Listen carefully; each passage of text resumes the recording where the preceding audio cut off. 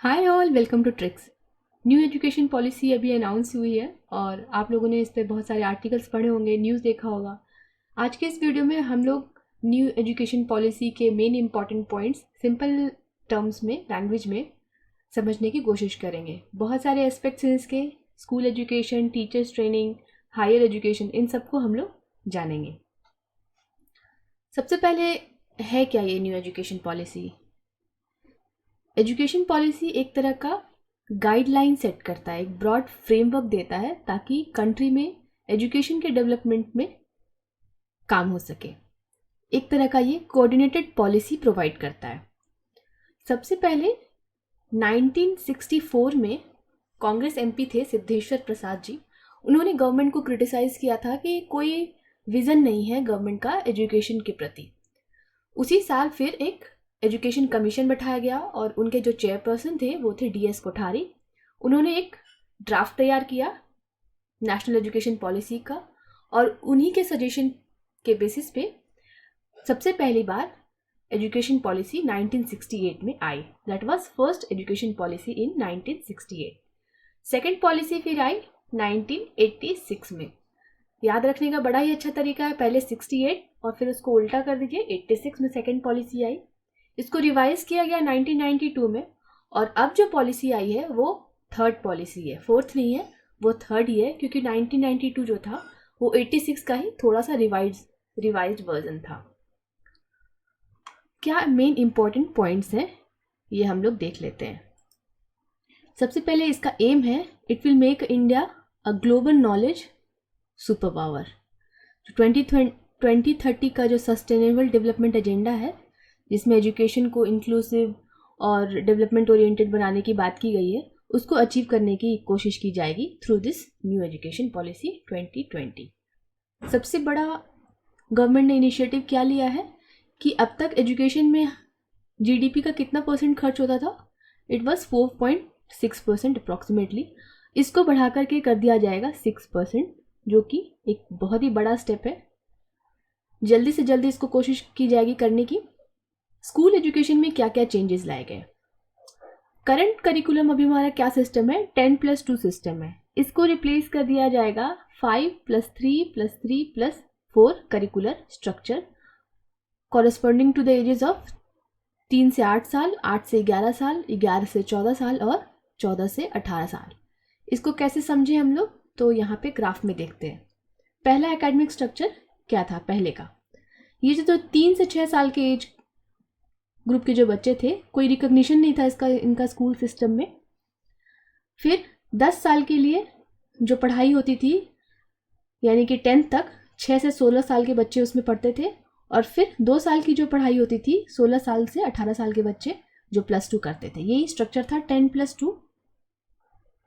अब चेंज करके क्या किया गया है कि ये जो 3 से 6 साल का जो ईयर था, जो कि बहुत ही इम्पॉर्टेंट माना जाता है एक बच्चे के ग्रोथ और डेवलपमेंट के लिए, इसको रिकॉग्नाइज किया गया है। और 3 साल के लिए जो प्री स्कूलिंग होगी वो आंगनवाड़ी में होगी, बाल बाटिका में होगी, 3 से 6 साल के बच्चों के लिए। फिर 2 साल के लिए जो 6 से 8 साल के बच्चे होंगे वो क्लास 1 और 2 में पढ़ेंगे। एग्ज़ाम्स जो होंगे वो क्लास 3 से शुरू होंगे, 3 में होंगे, 5 में होंगे और 8 में होंगे। 8 से 11 साल के बच्चे 3 to 5 क्लास तक कवर करेंगे 3 साल। फिर 3 साल 6 to 8, यानी कि क्लास 6, 7th और 8th। 11 साल से 14 साल के बच्चे, ये मिडिल स्कूल होगा। क्लास 5th तक प्रिपरेटरी है, उसके पहले फाउंडेशनल है और फिर 9 to 12 जो होगा वो सेकेंडरी होगा, 14 से 18 साल। ये है हमारा नया स्ट्रक्चर। स्कूल एग्जाम्स जो होंगे वो 3, 5 और 8 क्लास में होंगे और बोर्ड एग्जाम्स कंटिन्यू होंगे, बट अब बच्चों के पास ये ऑप्शन रहेगा कि वो उसको 2 बार दे सकते हैं। पहली बार तो उसको पास करने के लिए देंगे और दूसरी बार इम्प्रूवमेंट के लिए दे सकते हैं। साथ ही साथ बोर्ड एग्जाम्स में अब वो स्ट्रिक्ट क्राइटेरिया नहीं होगा कि आप रट रहे हैं और एग्ज़ाम्स दे रहे हैं। बहुत सारी चीज़ें होंगी जिन पे फोकस किया जाएगा। एक्टिविटीज़ हैं, वोकेशनल एक्टिविटीज़ हैं और भी बहुत सारे क्राइटेरियाज होंगे जिनको उसमें इंक्लूड किया जाएगा और बोर्ड एग्ज़ाम्स पास करना अब आसान होगा। रोल ऑफ आंगनवाड़ीज बहुत ही इंपॉर्टेंट हो गया यहाँ, इसको स्ट्रेंथन किया जाएगा आंगनवाड़ीज को। आंगनवाड़ीज में जो टीचर्स होंगे उनकी स्पेशल ट्रेनिंग होगी। एक नया फ्रेमवर्क बनाया जाएगा, a national curricular and pedagogical framework for early childhood care and education, यानी कि 3 से 6 साल के बच्चों के लिए and up to age of 8, इसके लिए एक एनसीईआरटी जो है करिकुलम डेवलप करेगा, जो 2 पार्टों में बटा रहेगा, 3 से 6 और 6 से 8 के बच्चों के लिए। और ये नेशनल एजुकेशन पॉलिसी 2020 के गाइडलाइंस पे बेस्ड होगा। फाउंडेशनल लिटरेसी, न्यूमरेसी, इन सबों पे फोकस किया जाएगा, क्योंकि कुछ साल पहले आप लोगों ने रिपोर्ट देखी होगी कि 5th तक के बच्चों को लिखना नहीं आ रहा, न्यूमेरिकल्स नहीं आ रहे, तो इन सब पे ध्यान दिया जाएगा। और एकेडमिक स्ट्रीम्स के बीच में, जैसे आर्ट्स एंड साइंस के बीच में, कॉमर्स के बीच में कोई रिजिड सेपरेशन नहीं होगा। हिस्ट्री वाले बच्चे साइंस पढ़ सकते हैं, साइंस वाले बच्चे हिस्ट्री पढ़ सकते हैं, ऐसा मिक्सचर होगा। एक्स्ट्रा करिकुलर, वोकेशनल स्ट्रीम्स, ये सारे कुछ इंक्लूड किए जाएंगे। वोकेशनल एजुकेशन जो है वो क्लास 6 से स्टार्ट हो जाएगा विथ इंटर्नशिप। वोकेशनल एजुकेशन से क्या फ़ायदा होता है, आप स्किल्स लर्न करते हैं जो आपको प्रैक्टिकल लाइफ में जॉब अचीव करने में, इन सब में हेल्पफुल होता है। जैसे कि आपने कोई रिपेयरिंग का वर्क सीखा या फिर आपने सिलाई सीखी, ये सारे वोकेशनल एजुकेशन है। इसका स्टार्ट कहाँ से हो जाएगा, 6 से ही। इवन कोडिंग भी सिखाई जाएगी। Teaching up to at least grade 5 to be in mother tongue या फिर रीजनल टंग। ग्रेड 5 तक, क्लास 5 तक रीजनल लैंग्वेज या मदर टंग में पढ़ाई होगी। अब यहाँ पे ये बात ध्यान देने वाली है कि जो स्कूल्स ऑलरेडी इंग्लिश मीडियम में चल रहे हैं उन पे क्या असर होगा। तो हमें पता है कि एजुकेशन जो है वो कॉन्करेंट लिस्ट में आता है, स्टेट्स अपने अकॉर्डिंग रूल्स बनाते हैं। तो जो गवर्नमेंट, जो schools, private schools already English medium में चल रहे हैं, उन पे कोई ऐसा कंपल्शन नहीं होगा कि वो मदर टंग में ही पढ़ाई कराएं, बट स्टेट्स को ये देखना होगा कि लैंग्वेज की वजह से कोई एक्सक्लूशन नहीं हो। And no language will be imposed on any student. कोई स्टूडेंट अगर कोई लैंग्वेज नहीं सीखना चाहता है तो उस पर वो इम्पोज नहीं किया जाएगा, दबाव नहीं डाला जाएगा कि तुमको इसी लैंग्वेज में पढ़ाई करनी है। असेसमेंट रिफॉर्म्स, यानी कि जो हमारे एग्जाम सिस्टम है जिनके बेसिस पे स्टूडेंट्स को असेस किया जाता है, जांचा जाता है, उसमें पूरा ही चेंज किया जाएगा। 360 डिग्री होलिस्टिक प्रोग्रेस कार्ड, सारा कुछ उसमें इंक्लूड किया जाएगा। केवल एकेडमिक्स ही नहीं बल्कि लर्निंग आउटकम्स देखा जाएगा। बोर्ड एग्जाम्स कंटिन्यू होंगे जैसे कि अभी बताया मैंने। और जो टीचर्स होंगे उनके लिए बाय 2030 बीएड की डिग्री एक 4 ईयर इंटीग्रेटेड बीएड डिग्री होगी और इनको पास करने वाले ही पढ़ा सकेंगे। स्कूल एग्जाम्स 3, 5 और 8 लेवल पे होंगे। टीचर्स के लिए और भी बहुत सारे चीज़ें इंक्लूड की गई हैं, उतने डिटेल्स की हमें ज़रूरत नहीं है। उनके ट्रेनिंग पे फोकस किया जाएगा based on this new education policy. Higher education में क्या चेंज किए गए हैं, स्कूल एजुकेशन में गवर्नमेंट का क्या फोकस है कि 100% इनरोलमेंट अचीव की जाएगी। हायर एजुकेशन में गवर्नमेंट का फोकस है कि अभी जो ग्रॉस इनरोलमेंट रेशियो है, GER जो है वो 26.5% है, इसको बढ़ा करके 50% करने की इच्छा है इनकी बाय 2035।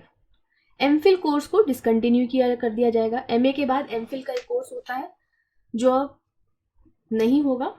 इससे ज़्यादा कुछ डिफरेंस भी नहीं होने वाला है, क्योंकि बहुत सारी यूनिवर्सिटीज़ में आप MA के बाद डायरेक्ट PhD कर सकते हैं, आपको एमफिल की आवश्यकता नहीं होती है।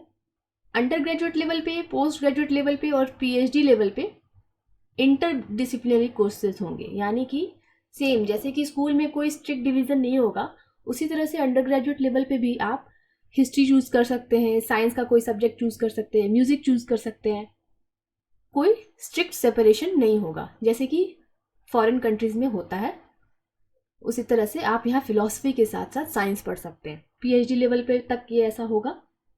एकेडमिक बैंक ऑफ क्रेडिट्स, यानी कि एक तरह का स्टोर हाउस क्रिएट किया जाएगा जहाँ पे आपने जो जो सब्जेक्ट लिया उसके क्रेडिट स्टोर होंगे और वो क्रेडिट्स आपके ट्रांसफरेबल होंगे। Multidisciplinary education and research universities, MERUs establish किए जाएंगे जो एट पार होंगे IITs और IIMs के लेवल के, जो कि मल्टी डिसिप्लिनरी स्टडीज पे फोकस करेंगे। नेशनल रिसर्च फाउंडेशन स्टैब्लिश किया जाएगा जो कि रिसर्च पे ध्यान देगा इंटर डिसिप्लिनरी स्टडीज के लिए। एक और इम्पॉर्टेंट चीज क्या हो गई है कि अब UGC और AICTE को रिप्लेस करके एक सिंगल अम्ब्रेला कमीशन बनाया गया, नाम है higher education commission of India. इसके लिए पहले भी बात चल रही थी। ये बॉडी अब देखेगी entire higher education excluding medical और लीगल एजुकेशन। मेडिकल और लीगल एजुकेशन के लिए अभी भी डिफरेंट बॉडीज हैं। अपार्ट फ्रॉम दैट जितने भी हायर एजुकेशन है उनको एक हायर एजुकेशन कमीशन दिखेगा UGC और AICTE को रिप्लेस करके। नेक्स्ट बिग चेंज इज कि जो पब्लिक और प्राइवेट हायर एजुकेशन इंस्टीट्यूशंस थे पहले, अभी हैं, उनमें डिफरेंट रूल्स अप्लाई होते हैं बेस्ड ऑन कि उनको कैसे इस्टेब्लिश किया गया है, किस रूल के अंडर में। अब वो चीज़ें हट गई हैं and they will be govern by the same set of norms for regulation, accreditation and academic standards. कैसे उनका एक्रीडिएशन होगा, यानी कि उनको कैसे रिकॉग्निशन मिलेगा, उन वहाँ पे क्या एकेडमिक स्टैंडर्ड्स होंगे और उनको रेगुलेट कैसे किया जाएगा, चलाया कैसे जाएगा, इन सब के लिए एक सिंगल नॉर्म रहेगा। कोई डिफरेंस नहीं होगा कि कोई इंस्टीट्यूशन पब्लिक है या फिर प्राइवेट है। और higher education commission of India HECI के साथ अब 4 इंडिपेंडेंट बॉडीज होंगी जो कि अलग अलग काम देखेंगी, रेगुलेशन का, स्टैंडर्ड सेटिंग का, फंडिंग का और एक्रीडिएशन का। पहले UGC ही फंडिंग वगैरह सब देखती थी, लेकिन अब उस अलग अलग बॉडीज बनाई गई हैं। रेगुलेशन के लिए national higher education regulatory council, standard setting करेगा जनरल एजुकेशन काउंसिल, फंडिंग देखेगा हायर एजुकेशन ग्रांट्स काउंसिल और एक्रीडिएशन भी देगा नेशनल एक्रीडिएशन काउंसिल। कॉलेज के जो एफिलिएशन है इनको 15 ईयर्स के अंडर फेज आउट कर दिया जाएगा और एक स्टेज वाइज मैकेनिज्म स्टैब्लिश किया जाएगा जो कि ग्रांट करेगा ग्रेडेड ऑटोनॉमी टू कॉलेजेस। धीरे धीरे एक ऐसा स्टेज आएगा जब केवल ऑटोनोमस कॉलेजेस होंगे या फिर यूनिवर्सिटीज के कंस्टिट्यूएंट कॉलेजेस होंगे। एफिलिएशन सिस्टम खत्म कर दिया जाएगा। कॉलेजेस में एडमिशन के लिए एक नेशनल टेस्टिंग एजेंसी जो बनाया गया है पहले ही, वो एक कॉमन कॉलेज एंट्रेंस कराएगा जो कि साल में 2 बार होगा और इसको इम्प्लीमेंट किया जाएगा साल 2022 के सेशन से। बैचलर डिग्री में क्या चेंज लाया गया है, ये अब एक 4 ईयर प्रोग्राम होगा। कुछ साल पहले दिल्ली यूनिवर्सिटी ने इसको शुरू किया था, लेकिन फिर बाद में प्रेशर की वजह से इसको हटाना पड़ गया। इसको फिर से इंट्रोड्यूस किया गया है विथ एग्जिट ऑप्शंस, यानी कि अगर आप 1 साल के बाद छोड़ देते हैं तो आपको एक सर्टिफिकेट मिलेगा, आप 2 साल के बाद छोड़ देते हैं तो आपको डिप्लोमा मिलेगा, आप 3 साल के बाद छोड़ते हैं तो आपको ग्रेजुएशन की डिग्री मिल जाएगी, और अगर आपने मिड टर्म में ब्रेक लिया है तो आपके पास ऑप्शन होगा उसको कंटिन्यू करने की। तो ये चेंजेस लाए गए हैं बैचलर्स डिग्री में, 3 साल से बढ़ा करके इसको 4 साल का कर दिया गया है। तो हायर एजुकेशन में ये चेंजेस हैं, टोटली ओवरहॉल किया गया है। इस तरह से फॉरेन यूनिवर्सिटीज़ को यहाँ पे कॉलेजेस खोलने में आसानी होगी इन चेंजेस के बाद में। और क्या इंपॉर्टेंट चीज़ें लाई गई है, एक national education technology forum establish किया गया है जहाँ पे आइडियाज़ का आदान प्रदान होगा। एक national assessment centre Parakh has been established for the assessment of students. Foreign universities को कैंपसेस सेटअप करने के लिए अब आसानी होगी। Gender inclusion fund, special education zone etcetera, इन सब पर भी फोकस किया गया है। स्कूल एजुकेशन के लिए एक national curricular framework for school education NCERT बनाएगा based on this new national education policy. तो ये थे हमारे changes, important aspects new education policy के।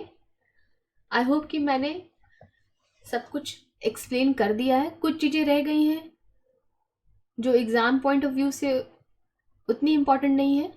अगर आपको कुछ क्वेश्चंस हैं, कुछ डाउट्स हैं, तो आप मुझे कमेंट सेक्शन में पूछ सकते हैं। वीडियो कैसी लगी ये भी मुझे कमेंट सेक्शन में ज़रूर बताइएगा, और अच्छी लगी तो लाइक ज़रूर कर दीजिएगा। चैनल को सब्सक्राइब कर लें।